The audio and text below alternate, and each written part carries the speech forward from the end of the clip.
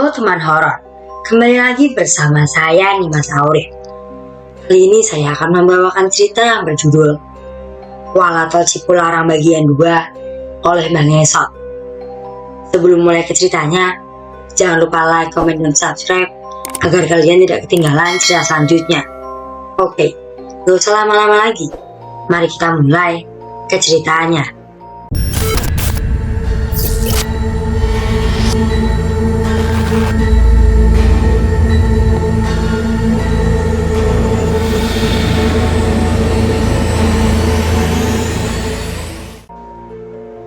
Walat Tol Cipularang.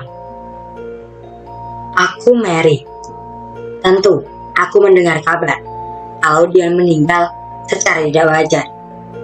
Aku tahu, pasti ini ada kaitannya dengan kejadian yang kami alami di Tol Cipularang. Aku dengar semua teman-temanku mengalami kejadian aneh, termasuk aku.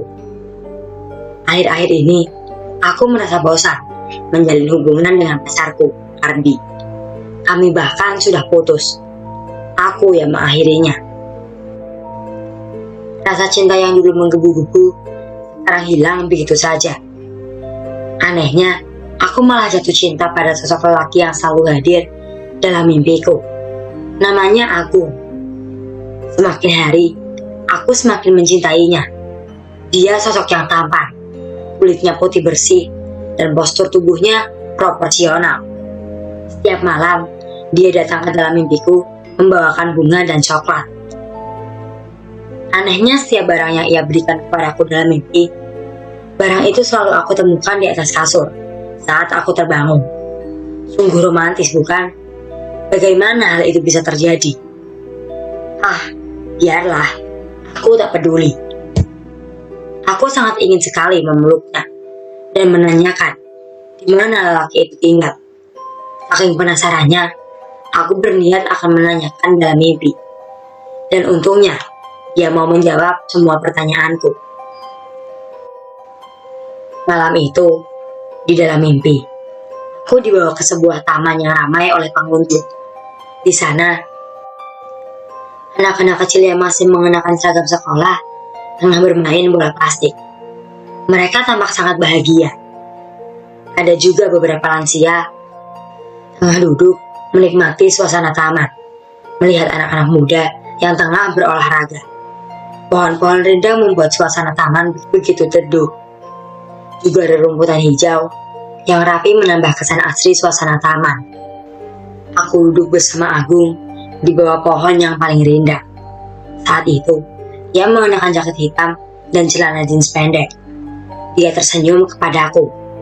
Matanya memandangiku penuh cinta. Apakah aku bisa bertemu denganmu di dunia nyata? Bisa. Jawabnya singkat. Di mana?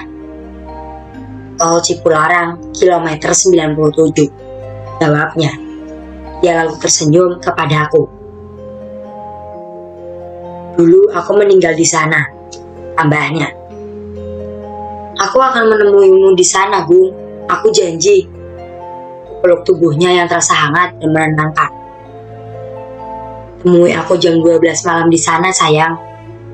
Ujarnya sambil mengelus rambutku. Anehnya, malam berikutnya aku langsung menancap gas mobilku. Seperti yang dijelaskan Agung. Aku melajukan mobil menuju Tol Cipularang kilometer 97. Malam itu aku keluar rumah diam-diam, tanpa memberitahu kedua orang tua aku. Sesampainya di kilometer 97, kuparkirkan mobil di tepi jalan. Di sana, kutemukan taburan bunga yang berserak. Di antara bunga-bunga itu, ada sebuah karangan bunga yang terpajang di pembatas jalan. Karangan bunga itu bertuliskan, mengenang 5 tahun kematian anak kami tercinta, Agung. Mimpiku benar. Ia meninggal tepat di Tol Cipularang kilometer 97. Aku tidak sabar menemuinya. Kataku dalam hati. Agung, aku udah datang nih. Ku coba memanggilnya agar ia menampakkan diri. Selang beberapa menit, aku mencium aroma yang sangat terkenal. Itu aroma tubuh Agung. seperti saat di dalam mimpi. Aku masih sangat mengingatnya. Tuhan, aku semakin jatuh cinta dan tidak sabar ingin bertemu dengannya. Aku mencium aroma tubuh aku mengeluar dari segala arah. Kemudian aku melihat Agung sedang berdiri sambil tersenyum tidak jauh dari tempatku berdiri. Mungkin jaraknya hanya sepelemparan batu. Ia melambai-lambaikan tangannya, memintaku untuk mendekat. Perlahan aku mendekatinya. Ia kemudian melangkah melewati pembatas jalan sambil terus menatapku. Ayo ke sini, ikut aku, katanya sambil turun ke semak-semak.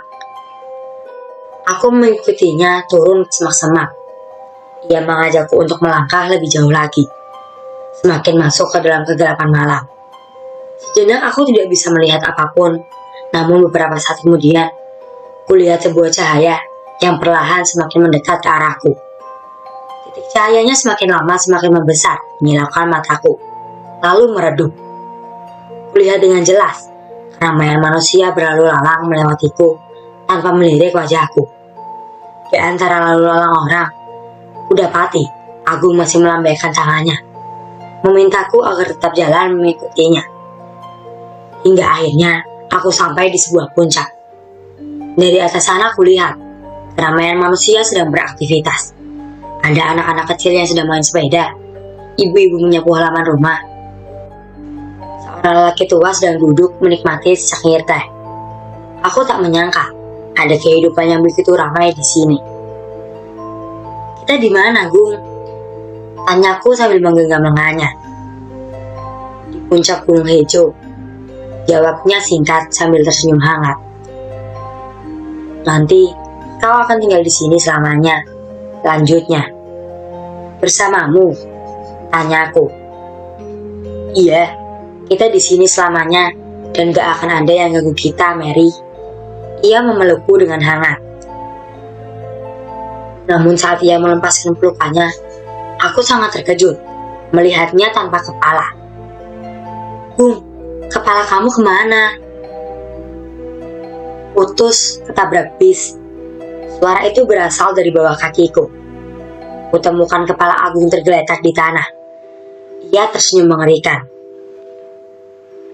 Kamu akan tinggal di sini selamanya dan gak akan pernah pulang lagi. Seketika pundakku terasa berat, seperti ada beban puluhan kilo, sehingga membuatku terkapar ke tanah. Entah setelah itu apa yang terjadi. Aku tidak ingat. Keesokan paginya, kepalaku sangat pusing, sampai tak mampu untuk berdiri. Sambil memicingkan mata, kulihat sekelilingku. Aku sedang berada di sebuah rumah bilik dengan cat putih yang mulai mengelupas. Keringat bercucuran dari badanku. Ruangan ini sangat panas. Hanya ada kipas angin butut tergantung di dinding. Oh, udah bangun, Nak. Aku Mak Mina. Semalam Mak dengar kamu jerit-jerit di dekat sini.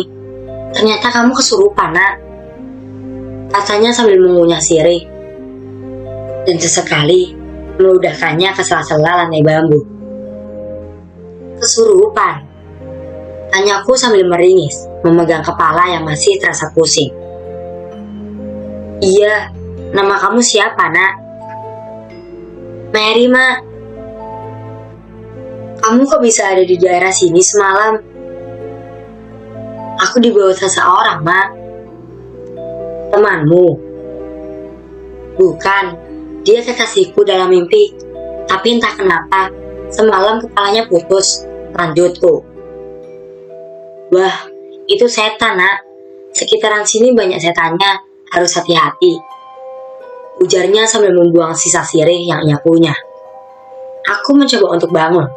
Dia membantuku. Hati-hati, Nak. Terima kasih udah selamatin saya ya, Mak. Iya, sama-sama, Nak. Dia meraih segelas air. Bibirnya komat kamit, seperti sedang membaca mantra. Lalu meniup air itu dan menyerahkannya kepadaku.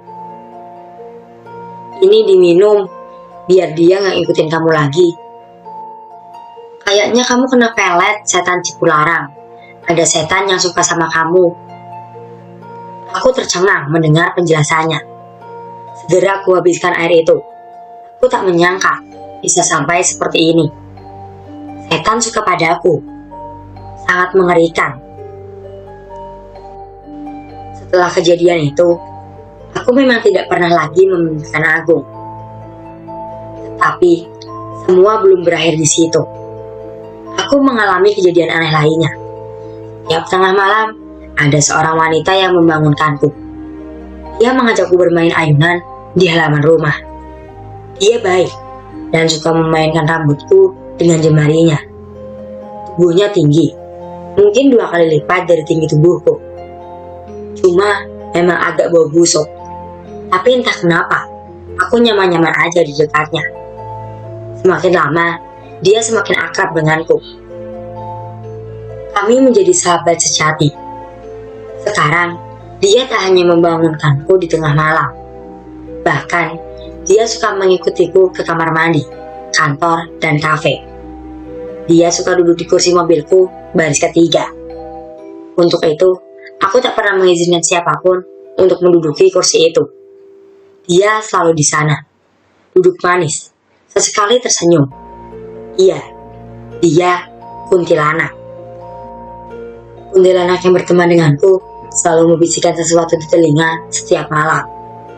Dia mengajakku untuk bunuh diri, menjanjikan kehidupan yang abadi dan bahagia dengannya. Memang dia benar. Saat ini, aku sudah tak menikmati kehidupanku. Semua terasa hampa.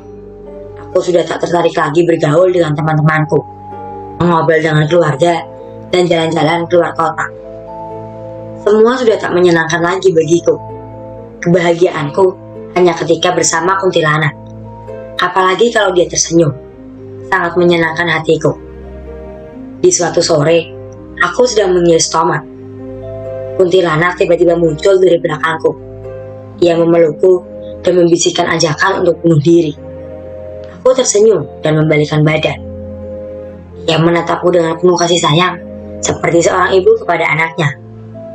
Iya, mungkin hubungan kami sekarang sudah lebih dari sekedar teman. Dia sudah seperti ibu bagiku, tepatnya ibu kedua. Apa aku akan bahagia di duniamu? Tanyaku kepada kuntilanak. Ia mengangguk sambil tersenyum. Aku kemudian mendekatkan pisau ke pergelangan lengan kananku, membuat kuntilanak itu kembali tersenyum bahagia. Sesaat sebelum kuiriskan pisau di permukaan kulit, suara seseorang menegurku. "Mary, apa-apaan kamu?" "Itu Bapak." Ia merampas pisau dari tanganku sambil mendelik marah. Keningnya bergaruh. "Kamu kenapa, Mary?" Bapak menarik lenganku dan membawaku ke ruang keluarga. Kami duduk di sana. "Mary, akhir-akhir ini Bapak perhatikan tingkah kamu aneh. Kadang ngomong sendiri. Terus tadi, apa-apaan itu? Kamu mau bunuh diri? Ada apa sebenarnya? Cerita ke Bapak." Bapak membetulkan posisi kacamatanya dan menatapku tajam.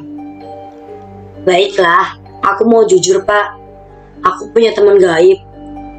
Bapak terkejut mendengar jawabanku. "Siapa?" "Kuntilanak, Pak." Bapak menyandarkan punggungnya ke sofa, kemudian geleng-geleng kepala. Dari ekspresi wajahnya, sepertinya ia benar-benar tidak percaya dengan apa yang kukatakan. Kemudian ia merogoh smartphone-nya. "Bapak mau apa?" tanyaku. Ia tak menjawab dan tetap menunggu seseorang mengangkat teleponnya. "Halo, tolong hari Rabu kirimkan psikiater ke rumah saya ya, di Jalan Aditya Warman." "Iya, untuk anak saya. Umurnya 23 tahun. "Oke, saya tunggu." Bapak berbicara dengan seseorang di seberang teleponnya. "Bapak, aku nggak gila, Pak. Aku beneran punya teman kuntilanak. Dia bahkan sekarang berdiri di samping Bapak." Jelasku dengan nada tinggi. Tapi Bapak tetap tak peduli. "Bapak tahu, pasti kamu sedang ada masalah yang gak bisa diungkapin. Mulai sekarang, kamu tidur dengan ibumu sementara Bapak akan tidur di kamar kamu. Bapak akan terus awasin kamu. Takutnya nanti malah coba bunuh diri lagi." Jujur, aku tak terima Bapak memperlakukanku seperti ini. Mungkin kuntilanak benar. Aku harus bunuh diri saja. Memulai kehidupan baru di dunia baru.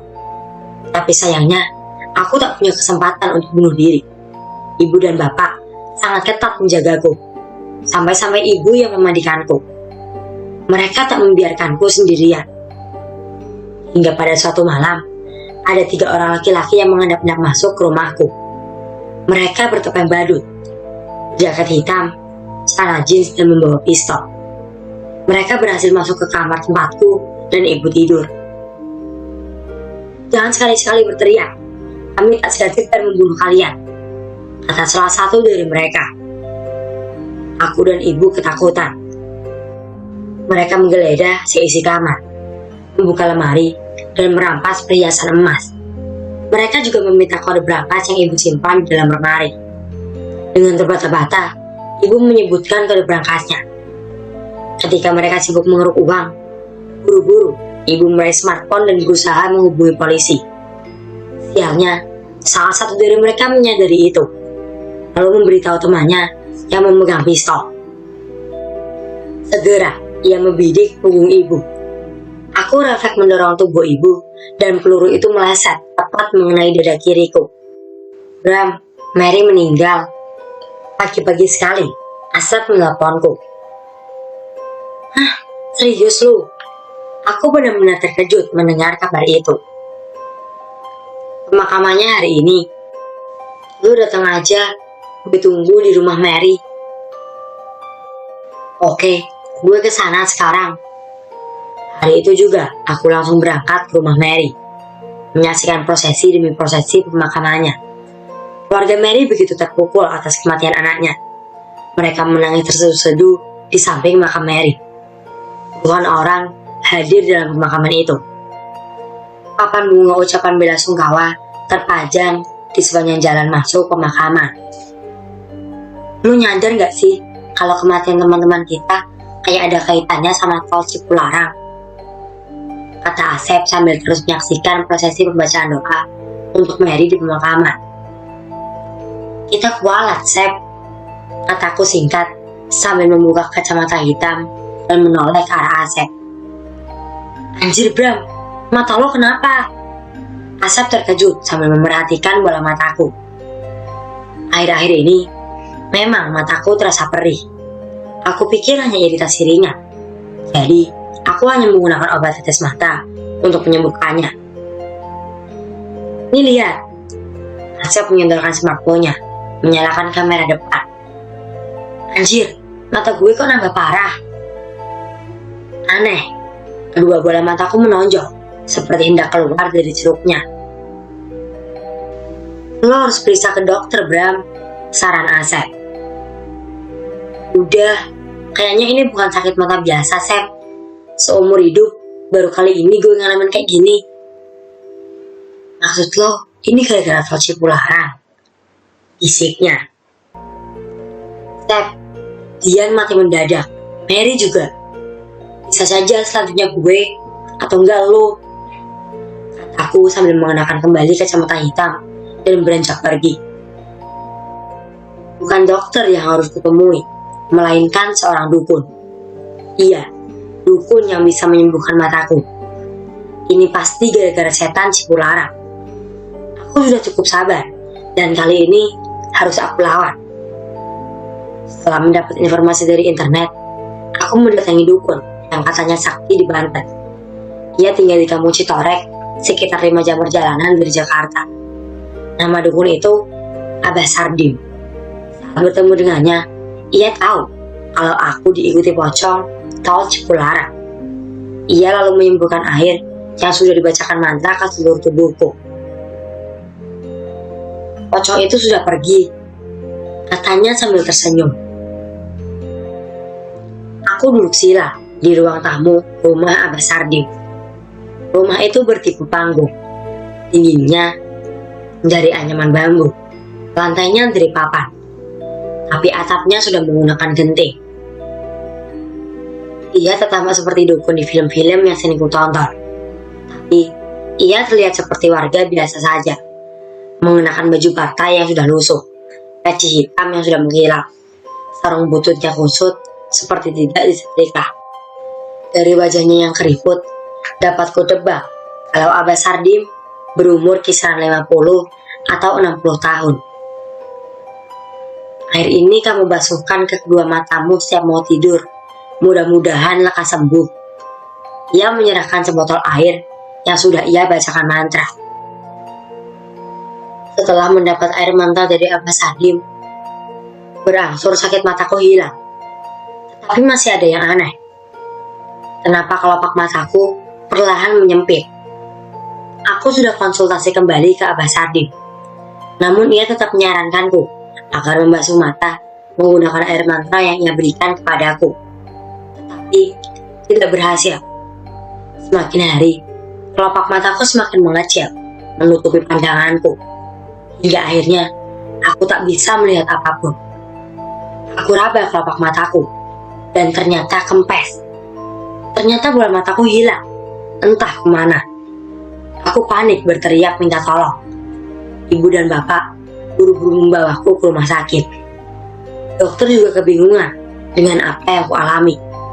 Dia mengaku tak pernah menemukan kasus seperti ini sepanjang karirnya. Aku kualat, Bu, kataku dengan nada bicara yang menyedihkan. Kualat apa, Nak? Tanya ibuku sambil memelukku. Aku mendengar isak tangisnya. Air matanya dapat aku rasakan menetes ke pundakku. Tol, Bu, tol Cipularang, jawabku.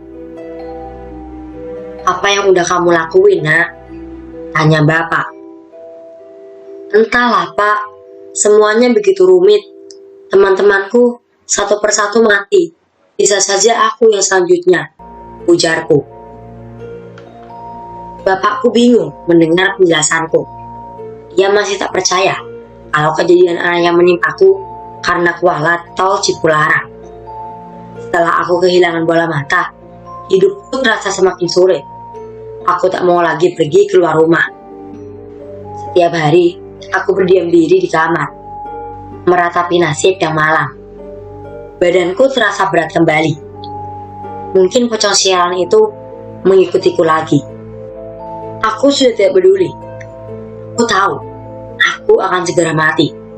Sama seperti teman-temanku yang tersiksa dan mati mengenaskan. Sesekali Asep menjengukku. Ia selalu berusaha menguatkanku. Tapi tetap saja, aku merasa akan segera mati. Lagi pula, untuk apa juga hidup seperti ini? Hampa dan tidak berguna. Andai saja malam itu aku tidak ikut pergi ke Bandung, mungkin saja semua kejadian aneh ini tidak akan menimpaku. Gue janji akan cari solusi buat masalah ini, Bam, kata Asep sambil menepuk pundakku. Setiap hari Minggu, dia rutin menjengukku. Terlambat, Sep. Gue udah terlanjur buta. Habis ini paling gue mati. Gus, jangan kayak gitu. Lu pasti baik-baik aja. Gue akan coba cari cara agar setan tol Cipularang itu gak ganggu kita lagi. Aku tidak menimpali perkataannya. Aku sudah benar-benar putus asa. Menjadi buta adalah hal yang tak pernah terpikirkan dalam hidupku. Untuk itu, dorongan untuk bunuh diri semakin besar. Pikirku, lebih baik mati oleh tanganku sendiri ketimbang dibunuh setan Cipularang. Jadi di suatu malam, aku meminta Bi Ina untuk menyuapiku buah mangga. Aku minta agar pisau dan bekas kulit mangganya diletakkan di meja yang terletak di samping tempat tidurku. Ketika Bi Ina sudah tidak di kamarku, tanganku meraba-raba pisau. Aku gugup, keringat mulai timbul di keningku. Dari kegelapan, aku melihat sosok pocong dengan wajah gelap perlahan mendekatiku. Semakin dekat semakin menakutkan. Kain kafannya kotor. Noda tanah menempel di seluruh kain kafannya. Segera, kuiriskan pisau di pergelangan tangan kiriku. Rasa sakit, sangat sakit. Dan ceritanya pun bersambung. Bagi kalian yang masih penasaran lanjutan ceritanya, jangan lupa tonton Kualat Tol Cipularang di part selanjutnya.